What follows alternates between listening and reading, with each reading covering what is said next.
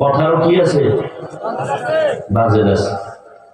তুই যদি সারা রাত চ্যাটিং করে অতিরিক্ত কথা বললেই ভালো, তাহলে কথার বাজেট শেষ, হায়াতের বাজেট বাকি যদি থাকে, তাহলে মরার আগে বোবা হয়ে থাকবি। কথার বাজেট যে আগে শেষ করছো রাতের বেলা।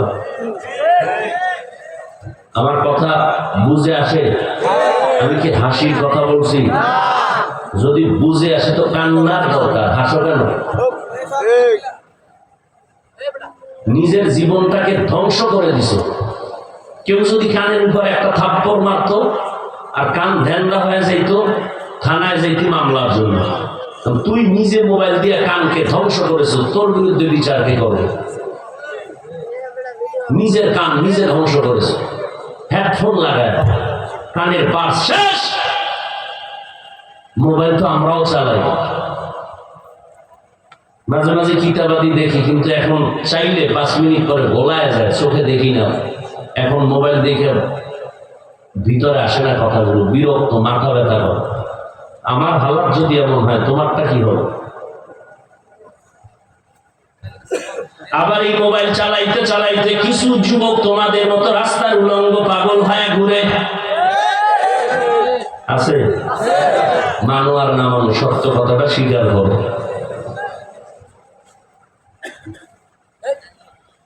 তোমার মতো যুবক এই মোবাইলের কারণে চরিত্র নষ্ট হয়ে গেল, শরীর নষ্ট হয়ে গেল। অনেক বাচ্চা পর্যন্ত আমার জানা মতে বোবা হয়ে গেছে, কথা বলে না, আব্বু ডাকে না, আম্মু ডাকে না। বিষয় কি? মোবাইল।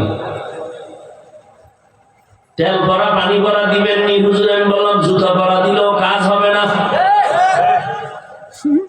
মোবাইল দেখতে দেখতে আর এখন আব্বু আম্মু বলতে পারে না, ওই কার্টুন দেখতে দেখতে সব ওই লাইন হয়ে বোবা হয়ে গেছে। কি আর বলবো, এগুলো কি আমি বানায় বলতেছি? আল্লাহ হেদায়েত দান করুন।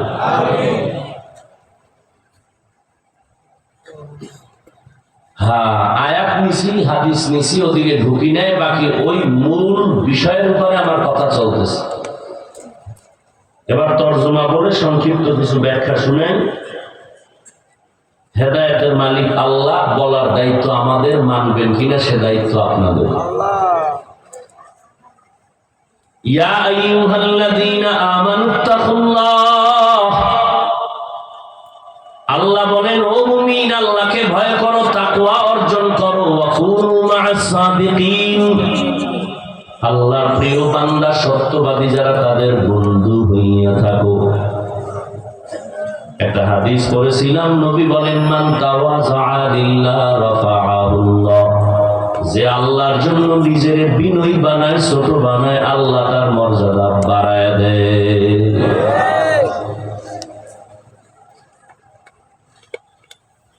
এক নম্বরে আল্লাহর ভয় অন্তরে জমা করো। এত বয়ান চলে, এত বয়ান, দাওয়াত ও তাবলীগের বয়ান, পীর সাহেবদের বয়ান, জুমার দিন খতিব সাহেবদের বয়ান, আমাদের বক্তাদের বয়ান। এত বয়ানের পরেও কেন আমলের খাতা শূন্য? মাদ্রাসা তো কম না, অনেক মাদ্রাসা হয়েছে, অনেক ওয়াজ মাহফিল, অনেক মসজিদ হয়েছে, মুসল্লিও কমে না।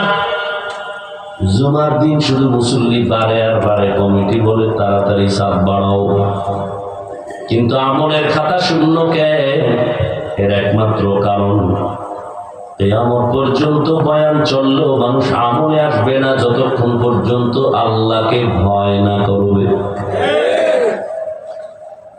ভয়ের হাকিকত আমরা জানি না। এখানে যদি আমি প্রশ্ন করি, আপনারা কারা কারা আল্লাহকে ভয় করেন? সবাই হাত উঁচু করে বলবে আমরা বেশি বেশি ভয় করি, বরং আপনাদের থেকে আমরা আরো ভয় করি।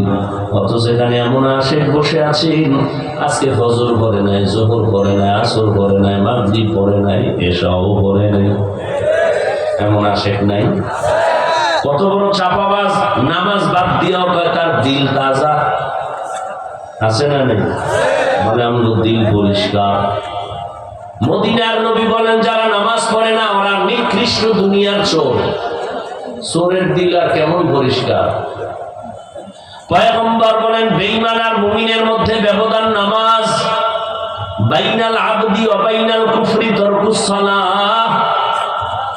বেঈমানেরা নামাজ পড়ে না, মুমিনেরা নামাজ ছাড়ে না। ও যুবক, বারবার তোমাকে টার্গেট করি কেন জানো? মদিনার নবী তোমার জন্য দোয়া করেছেন, যুবকের দ্বারা দ্বীনের উপকার হয়েছে। দ্বিতীয় যুবক, যৌবনের ইবাদতের মূল্য আল্লাহর কাছে অনেক বেশি। যৌবনের দাম আল্লাহর কাছে বেশি। কিয়ামতের ময়দানে যৌবন সম্পর্কে আলাদা প্রশ্ন করা হবে। যৌবন কালটা কেমনে ব্যয় করেছো জবাব দাও। ও যুবক বাবা, তুমি স্কুলে পড়ো, কলেজে পড়ো, চাকরি করো, ব্যবসা করো, বাধা নাই।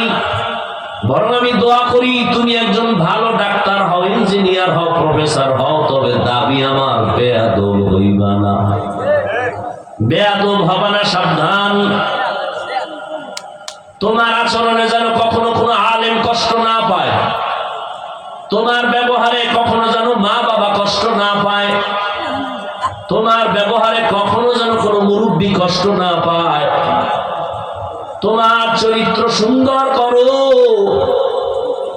তুমি গোটা দুনিয়াটাকে নিয়ন্ত্রণ করবা, সেই মেধা আল্লাহ তোমাকে দিয়েছেন, তুমি নষ্ট করো কেন?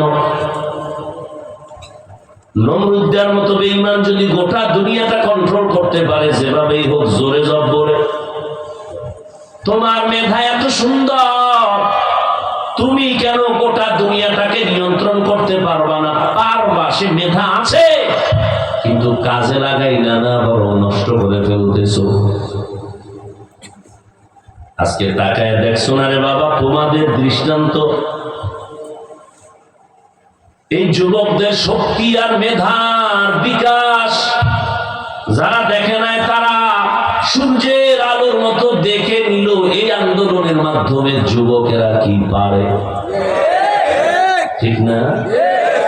তবে এখানেও কথা ভুলিস না, যুবকেরা কি পারে দেখায় দিল বাংলাদেশের জমিনে। এই সমন্বয়করা মেধা খাটাইয়া সফলতার মানদণ্ডে নিয়ে আসছে গোটা দেশ। তবে এখানে গোপন কথাটা ভুলে যায় না, প্রকাশ করে দিয়ে যাই, এবং এটাকে পুঁজি বানায় ধরে রাখিও। এই সমন্বয়ের যুবকেরা মন গড়া কোন থিওরি নিয়ে আগায় নাই। এদের উপরে মুরব্বী ছিল, মুরব্বীর পরামর্শে চলেছে। যারা মুরব্বী মানে না, ওদের জীবনটা ধ্বংস। এই সমন্বয়ের যুবকেরা কি মুরব্বী মানে নাই? মুরব্বী কারে মানছে ওইটা আমি জানি, তোমাকে শোনার দরকার নাই। তোমাকেও দরকার এতটুকু শিক্ষা যে মুরব্বী মানা ছাড়া সফলতা আসবে না। মক্কার ইতিহাস আমি সব জায়গায় বলি, সেদিনও বলে গেছি পার্শ্বে। নবী এমন একটা টাইমে দুনিয়াতে আসছেন, যেই টাইমে মক্কার মানুষ চরিত্রহীন, লম্পট। দুনিয়ার আর কোথায় এত চরিত্রহীন লম্পট মানুষ ছিল না, মক্কার মানুষ এত খারাপ। অথচ সেই মক্কা নগরী কত দামি। আল্লাহ জমিনটা বানাই একটা ঘর, ওই জমিনে বানাইলেন বাইতুল্লাহ। ইন্না আউওয়ালা বাইতিন উযিআ লিন-নাস লাল্লাযী বিবাক্কাতা মুবারাকাও ওয়া হুদা, মুবারাকাও ওয়া হুদাল লিল আলামিন।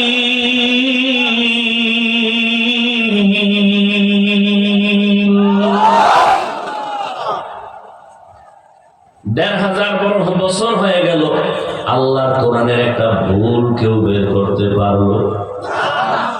অপচেষ্টা বহুজনে করছে, একটা ভুল পাওয়া যায়নি। কেউ পারছে?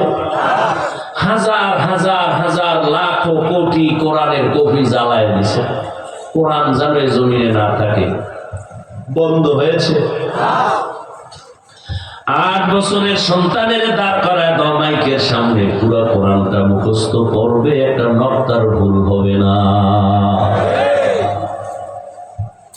ওই কোরআন অপ্রিয় সত্য চিরন্তন, আল্লাহ বলেন আমি জমিনটা বানায় ঘর বানাইলাম বাইতুল্লাহ, এমন দামি একটা ঘর যে ঘরটার দিকে শুধু তাকায়া থাকবে অনবরত সওয়াব, শুধু দেখবে ওই আল্লাহর ঘর সওয়াব, তাকায় কিছু পড়েও না, অনবরত আমল নামায় সওয়াব।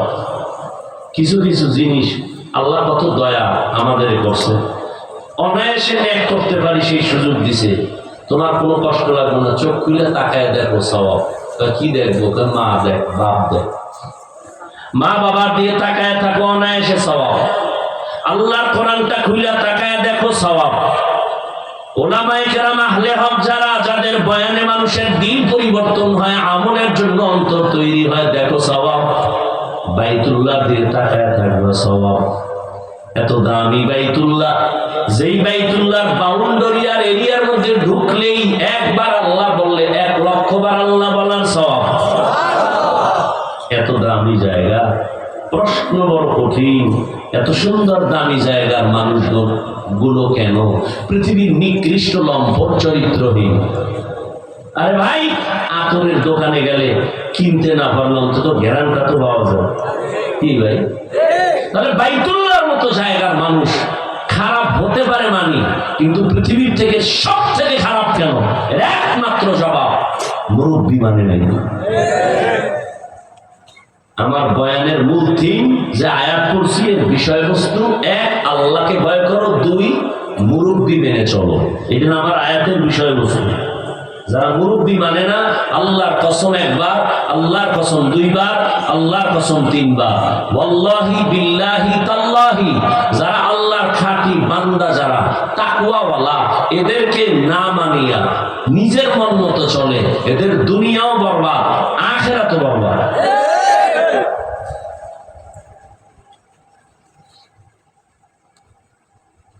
ভাইরা আমার, ঈসা নবী চলে গেছেন, আমগো নবীর আগে আর কোন নবী? বুঝেন না কথা? ঈসা নবী চলে গেলেন, এরপরে কোন নবী আসছেন? আমাদের নবী। মাঝখানে আর কোন নবী? কিন্তু নবী পরের দিনই আসছেন, 500 বছরের উপরে চলে গেছে। তাহলে এই টাইম উম্মত মুরব্বী হারা। কি হারা? এই মুরব্বী হারা হইয়া মন মতো চলা শুরু করছে। বাইতুল্লাহর মতো ঘরের ভিতরে 360 মূর্তি টানায় দিছে ভিতরে। 360 মূর্তি টানায় দিছে বাইতুল্লাহর ভিতরে। নারী আর পুরুষ বাইতুল্লাহ চারপাশ তাওয়াফ করে, উলঙ্গ, কেউ কাপড় পরে না। নারীদের অবহেলিত রাখে, কন্যা সন্তান পছন্দ করে না। কন্যা সমাজের বোঝা, বিধবা নারী সমাজের বোঝা। রহমতের নবী আয়েশা যখন মুরব্বী চলে আসলেন, ব্যালেন্স ঠিক হয়ে যাইতেছে। এখন মক্কার মানুষগুলো মুরব্বী যে মানে সেই লাইনে আসে। এখন মুখের মধ্যে পাথরের টুকরা দিয়ে কথা বলে না প্রয়োজন ছাড়া। যখনই মুরব্বীকে মাইনা চলা শুরু হয়ে গেল, এখন আর গালি শুনে গালি দেয় না, গালির জবাব দেয় না। আজান হয়ে গেল, নামাজে দাঁড়ায়, বুড়া মানুষ দেখলে সহযোগিতা করে, ভাইয়ের হক নষ্ট করে না, সন্তানের হক নষ্ট করে না। নবী আয়েশা ব্যালেন্স করে দিলেন। কন্যা সন্তান পাইছো, শুকর আদায় করো, তুমি একটা জান্নাত পেয়ে গেছো। 2টা কন্যা পেয়েছো, তুমি 2টা জান্নাতের মালিক। তুমি 3টা কন্যা পেয়েছো, তুমি 3টা জান্নাতের মালিক। ও জগতের মানুষ, তোমরা কন্যা অপছন্দ করো, আর আমি বিশ্ব নবীর একটা ছেলেও নাই, আমি নবীও 4 কন্যার বাবা। আমি নবীও 4 কন্যার বাবা। রহমতের নবী মুরব্বী হয়ে আসলেন।